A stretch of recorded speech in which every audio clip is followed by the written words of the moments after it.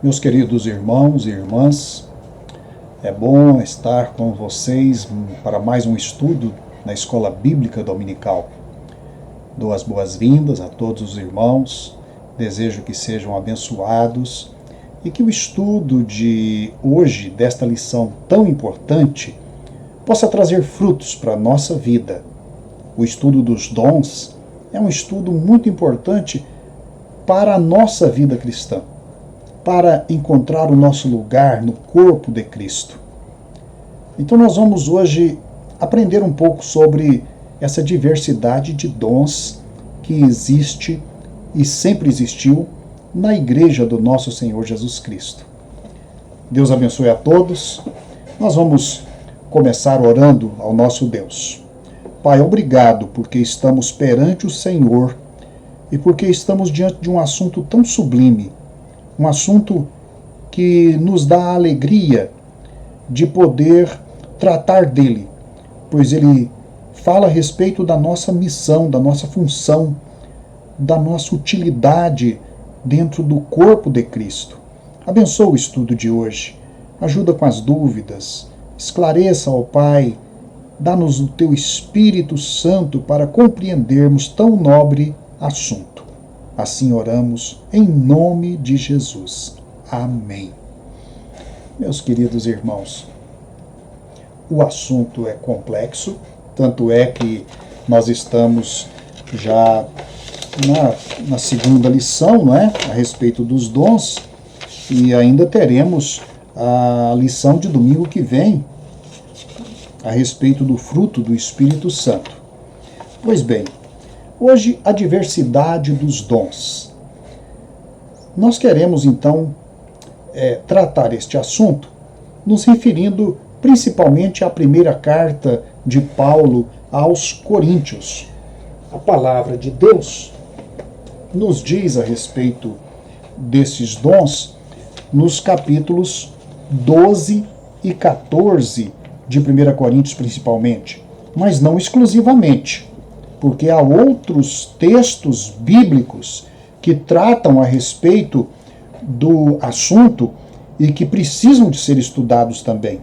Hoje, mais particularmente, nós vamos então abordar este capítulo 14, mas lembrando que entre o capítulo 12 e o 14 nós temos o capítulo 13. E qual é a função do capítulo 13 aqui na primeira carta de Paulo aos Coríntios? É estabelecer a conexão entre o assunto do capítulo 12 e do capítulo 14. E mostrar então como que a vida cristã ela só pode de fato agradar a Deus quando o amor está no controle de nossas ações e de nossos sentimentos. Então, no capítulo 14, os versículos 1 e versículo 12, eu vou ler os dois versículos, mas eu imagino que os irmãos e irmãs já tenham lido todo o capítulo durante a semana. Diz a palavra de Deus: segui o amor e procurai com zelo os dons espirituais, mas principalmente o de profetizar. Versículo 12 agora. Assim também vós, já que estáis desejosos de dons espirituais, procurai abundar neles para a edificação da igreja. Estes dois versículos falam basicamente a respeito desta preocupação de muitos cristãos na igreja de Corinto com a oportunidade de trabalhar na obra do Senhor e de exercer a capacitação que o Espírito Santo tinha depositado em cada um deles, chamado então de dom.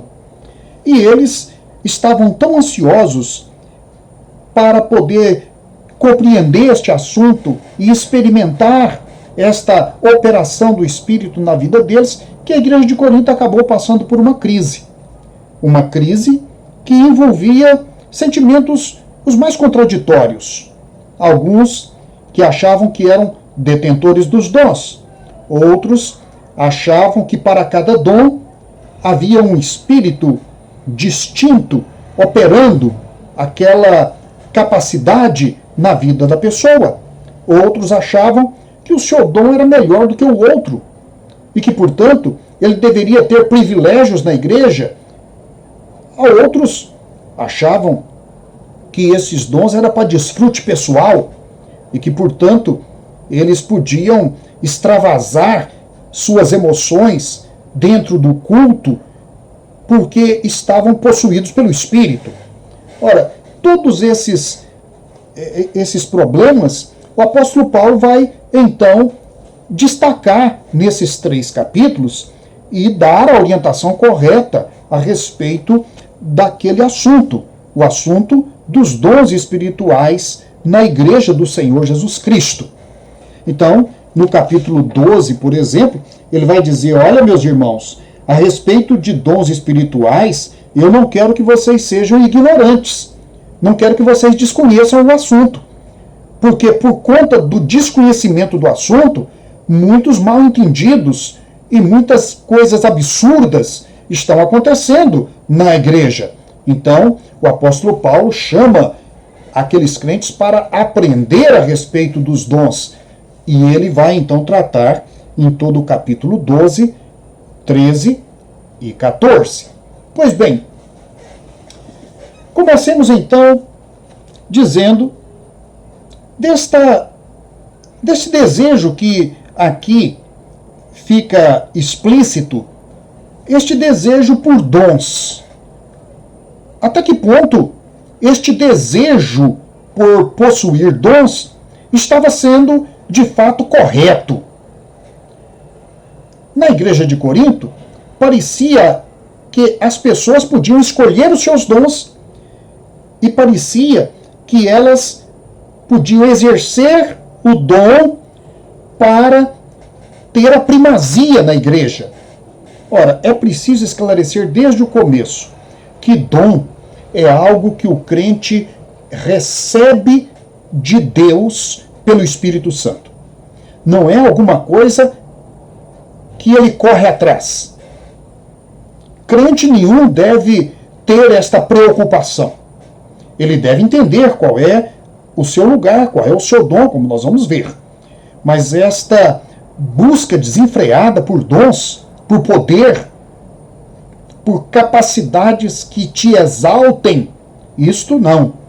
Então o apóstolo Paulo, ele vai colocar um freio nesta corrida desenfreada que havia por parte de alguns na igreja de Corinto. Então, de fato, há diversidade de dons porque há diversidade de membros no corpo de Cristo. Então, são muitos membros em um só corpo. Muitos dons, mas um só Espírito, diz o apóstolo Paulo no capítulo 12. Ele diz: ora, há diversidade de dons, mas o Espírito é o mesmo. Ou seja, estes dons são dados pelo mesmo Espírito Santo e ele capacita cada um como ele deseja. Não sou eu quem exijo do Espírito determinado dom para mim. É o Espírito quem, conhecendo a minha vida e conhecendo a minha estrutura, ele me dá o dom que eu posso exercer em benefício da Igreja de Jesus Cristo. Bem, estes dons na Igreja de Corinto, como destaca o autor aqui da revista, eram dons que estavam, digamos, misturados com muita prática que vinha do paganismo. E dons que estavam até mesmo sendo praticados ao mesmo tempo em que as pessoas estavam envolvidas com o pecado. Então, estes dons, eles estavam gerando confusão, porque se era do Espírito Santo, era santo. E, portanto, só podia ser manifesto em alguém que estivesse comprometido com a santidade de sua vida. Sem santificação, não pode haver a manifestação do dom espiritual na vida de um crente. Senão este serviço, esta utilidade do dom vai ficar comprometida pela impureza do pecado. Portanto, é preciso que isto fique claro.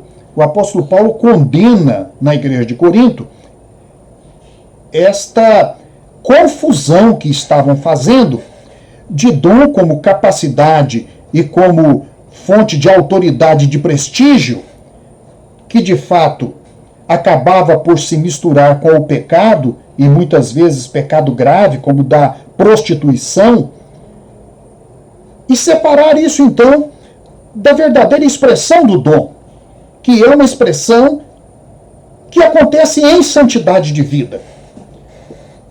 Ou seja, o dom é o momento quando o Espírito Santo se expressa através de nós. E não deve ser confundido também com o estado emocional do crente. Não deve ser confundido com o estado de entusiasmo e de paixão, e aqui na igreja de Corinto, até de êxtase, porque isso não é expressão correta de dom e não traduz a obra do Espírito Santo para a edificação da igreja. Então, nós não podemos deixar que o assunto, que às vezes é muito polêmico em nosso meio e no meio pentecostal, tire o bom senso e a capacidade nossa de ler a Bíblia sob a orientação do Espírito Santo.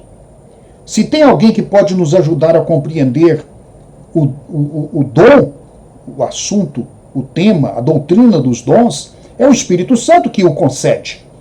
Pois bem, então o apóstolo Paulo no capítulo 12 vai mostrar como que essa diversidade de dons é uma verdade, é um fato. Por quê? Porque há diversidade de membros. O corpo é uma diversidade de pessoas, o corpo de Cristo, e estas pessoas são então os membros do corpo. E essa diversidade de pessoas é um bem, digamos, é uma vantagem para a operação de Deus através da igreja no mundo. Então, essa diversidade de dons não era para trazer confusão, não era para trazer aquela anarquia que tinha se estabelecido na igreja de Corinto. Esta diversidade de dons é para trazer vida, dinamismo, criatividade, produtividade. E isto não estava acontecendo de forma correta na igreja de Corinto. Muito bem. Então, o seu dom é o seu lugar na igreja. Isso é coisa interessante. Aqui no capítulo 12, então, Paulo vai dizer que cada parte do corpo tem uma função e tem um lugar no corpo. Ele diz, se o pé disser, porque não sou mão, não sou do corpo, ora, nem por isso deixará de ser do corpo. Isso é um problema do pé. O pé se sente rejeitado no corpo. Mas esse complexo do pé não invalida, de fato, a verdade de que o pé pertence ao corpo. Então, há membros na igreja que se sentem, de fato, às vezes, diminuídos, ignorados, rejeitados,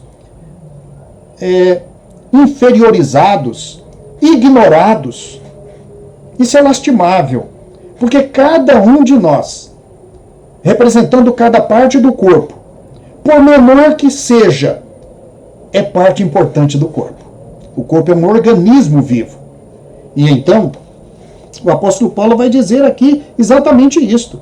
Se a orelha disser, porque não sou olho, não sou do corpo, nem por isso deixará de ser do corpo. Se o corpo todo fosse olho, onde estaria o ouvido? Ou seja, não há vantagem nenhuma em ter uma igreja, por mais forte que ela seja, que tenha um dom só. Ou seja, uma pessoa só que faz tudo, ou que exerce toda a autoridade em todas as áreas da igreja. Não. O corpo, ele age de forma distributiva. Cada parte, cada membro, cada qual no seu lugar. E Paulo faz isso muito bem aqui, não é? Agora, porém, há muitos membros, verso 20, mas um só corpo. Então todos são importantes, todos são úteis, todos são necessários, diz o apóstolo Paulo no verso 22. Antes, os membros do corpo que parecem ser mais fracos são necessários. Então é importante que você reconheça que você é importante no corpo de Cristo. Esse é o ponto de partida. Cada um de nós tem um lugar especial no corpo de Cristo. Não é porque a gente percebe às vezes que algumas pessoas não nos querem bem, ou porque a igreja tem defeitos aqui ou acolá. Não. Do ponto de vista espiritual, ou seja, do ponto de vista da regência do Espírito Santo, em relação ao corpo de Cristo, ele valoriza cada um de nós.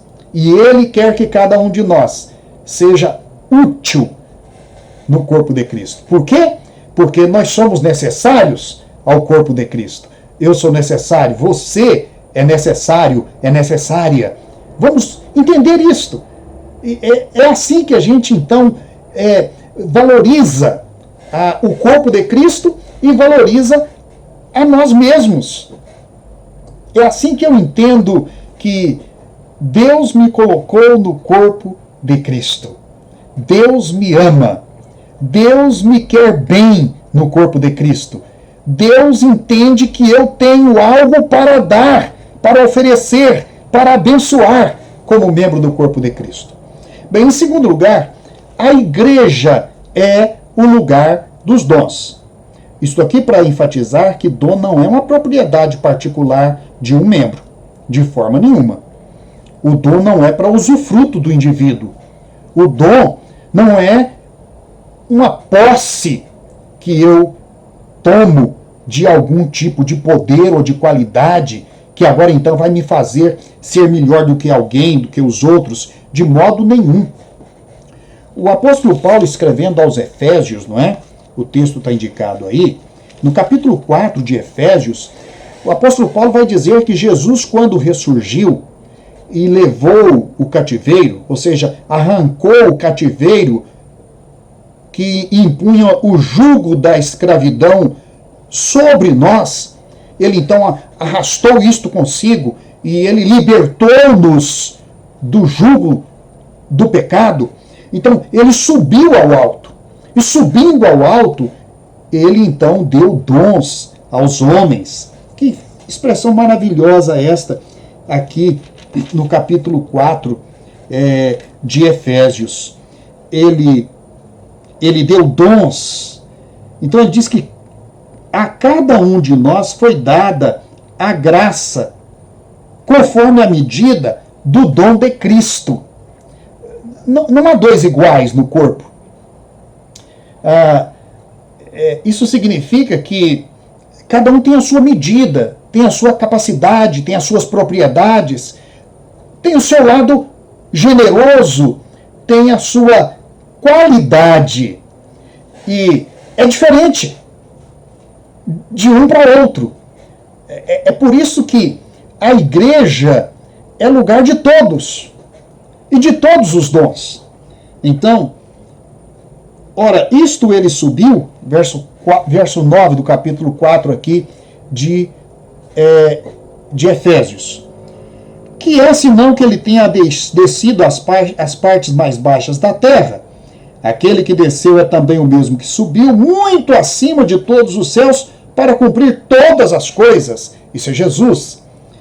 Ele deu uns para apóstolos, outros como profetas, outros como evangelistas, outros como pastores e mestres, tendo em vista o aperfeiçoamento dos santos para a obra do ministério, para a edificação do corpo de Cristo. Então, a igreja como corpo de Cristo é o lugar dos dons. Os dons foram dados para a igreja. Ou seja, é claro que o dom é depositado no membro, mas ele é depositado no membro por causa da igreja. Quando eu não exerço o meu dom, eu estou em dívida com a igreja. Quando eu não sou útil à igreja, eu estou devendo.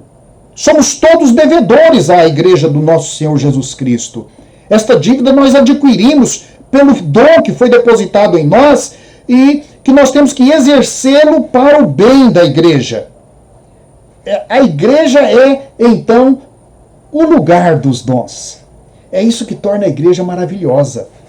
É isso que torna a igreja o lugar onde nós somos edificados. E não só somos edificados, os outros são edificados com a nossa presença, com os nossos talentos, com a nossa palavra, com a nossa capacidade de sentir as dores com eles, com a capacidade de levar os fardos uns dos outros. Então, todos esses dons que Jesus deu, ele deu à igreja. E é uma forma também dele estruturar a sua igreja. Estes dons são estruturativos, são funcionais. Então, são dons que têm como propósito dar à igreja a dinâmica, a estrutura de um organismo vivo e que cumpre tarefas, que desempenha funções, que realiza a sua missão. Então, ele cita aqui os apóstolos, os profetas, os evangelistas, pastores, doutores. É só isso? Não. Há uma quantidade imensa de dons. Por isso que os dons, digamos assim, pode ocorrer de 2 ou 3 irmãos ter o mesmo dom. Porque a igreja precisa desta quantidade de membros com o mesmo dom. Mas também pode acontecer desses dons serem os mais variados.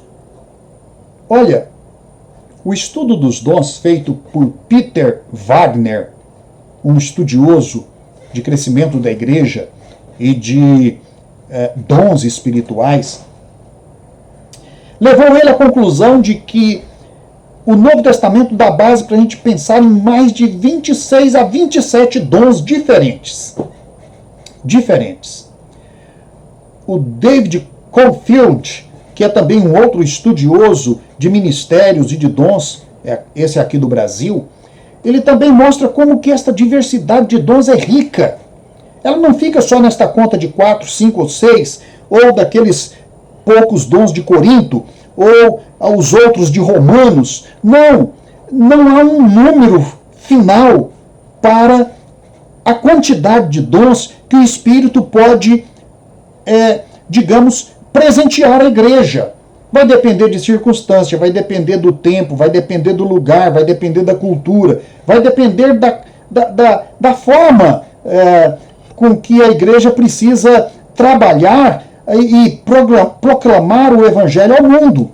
Então os dons, eles são, de certa forma, circunstanciais. Eles vão acompanhando a igreja. E a igreja vai recebendo este poder, esta reserva do Espírito Santo de Deus e realizando a obra. Então a igreja é o lugar dos dons.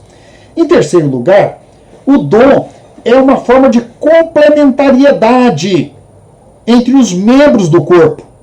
Isso é muito importante porque a gente olha isso na carta de Pedro. Aliás, esse texto de Pedro não está citado na lição de hoje, mas é uma coisa que eu quero trazer para os irmãos porque esse texto ele é muito importante para nós entendermos então essa diversidade de dons e como que nós entramos nisto.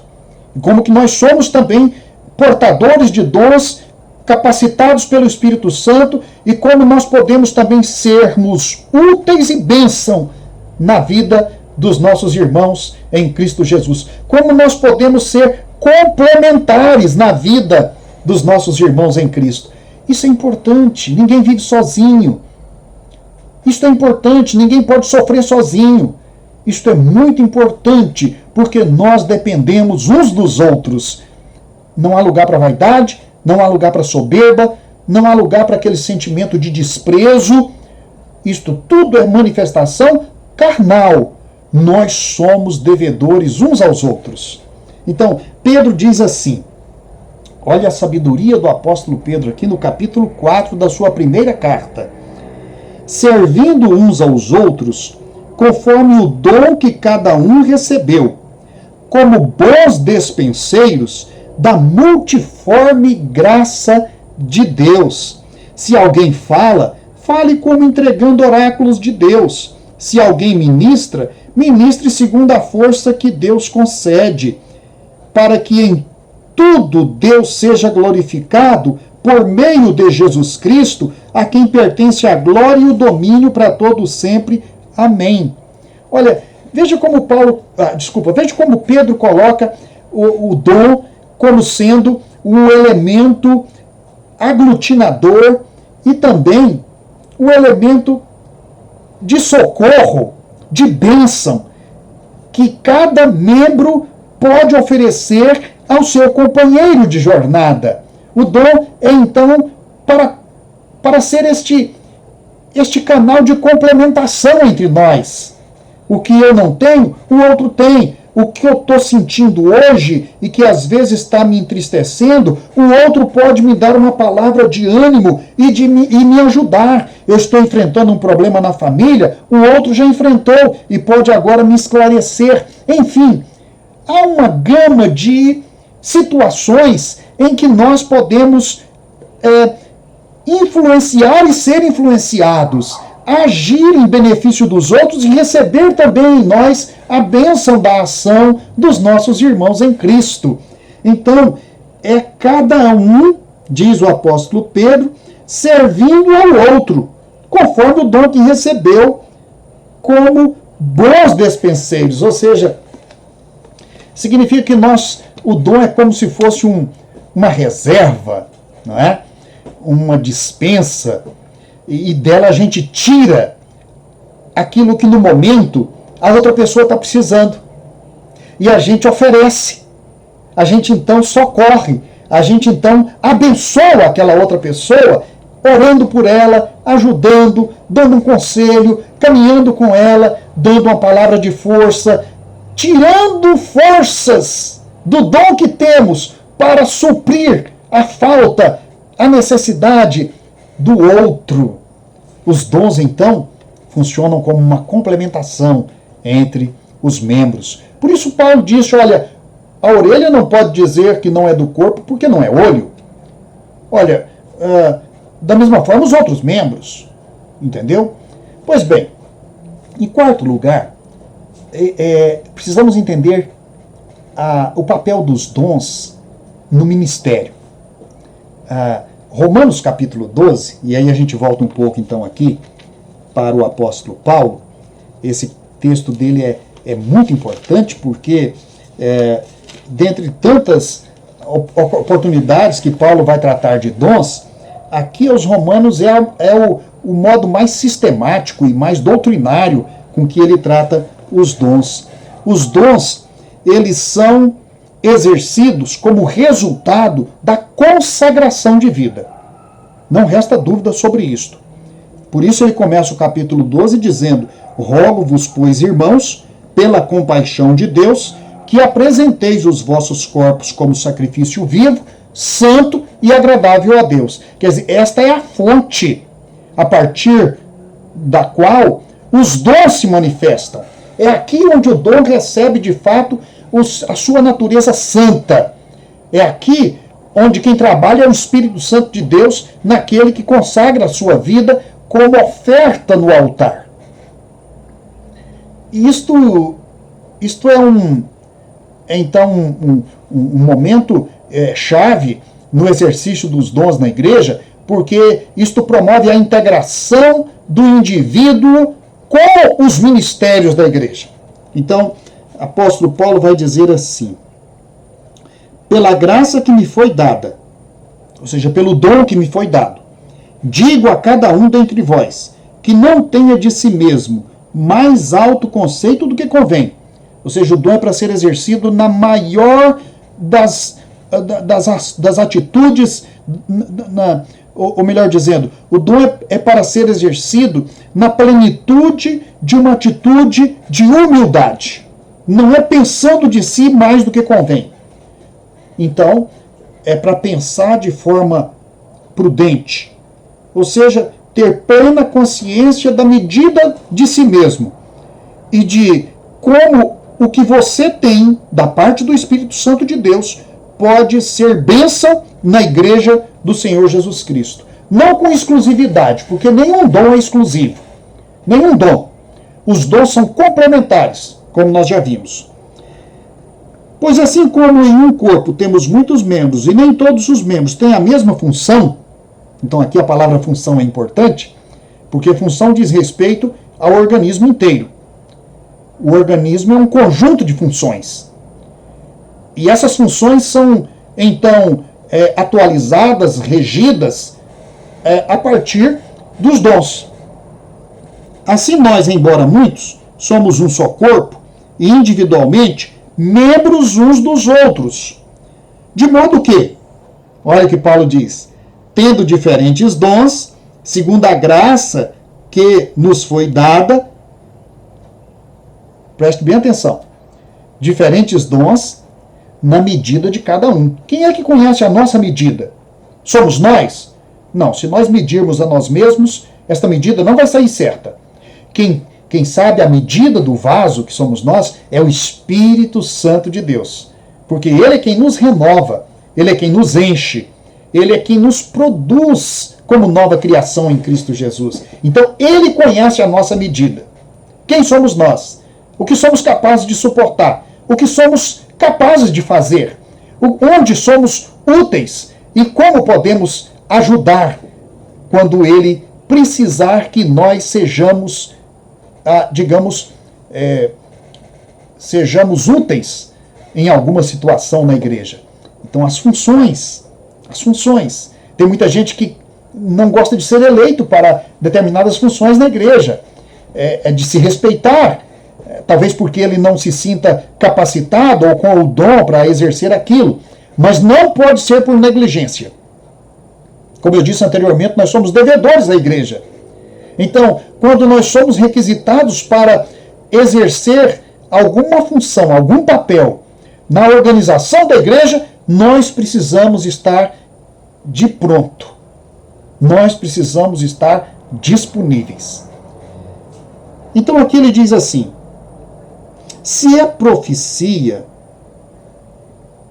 seja ela segundo a medida da fé.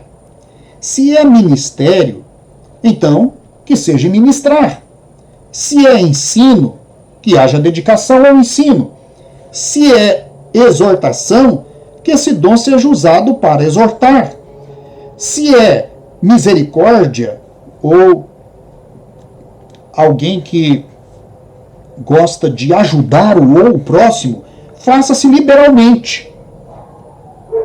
Tiago diz que se a pessoa vem procurar a gente, e a gente diz, vá em paz, que Deus te abençoe e resolva a tua situação, e nós mesmos não fazemos nada por aquela pessoa, então que crente somos nós, não é? O que preside, faça isso com critério, com zelo. O que usa de misericórdia, faça isso com alegria. O amor seja não fingido. Ora, o que nós estamos percebendo nessa palavra do apóstolo Paulo? Que ele está olhando para o corpo de Cristo como um conjunto de funções. A gente diria de cargos. Na verdade, cargo é uma palavra para designar, digamos, os postos de liderança dos departamentos ou dos ministérios da igreja. Não vamos confundir isso com o regimento ou estatuto da igreja. Aqui nós estamos diante da recomendação, do ensino da Bíblia.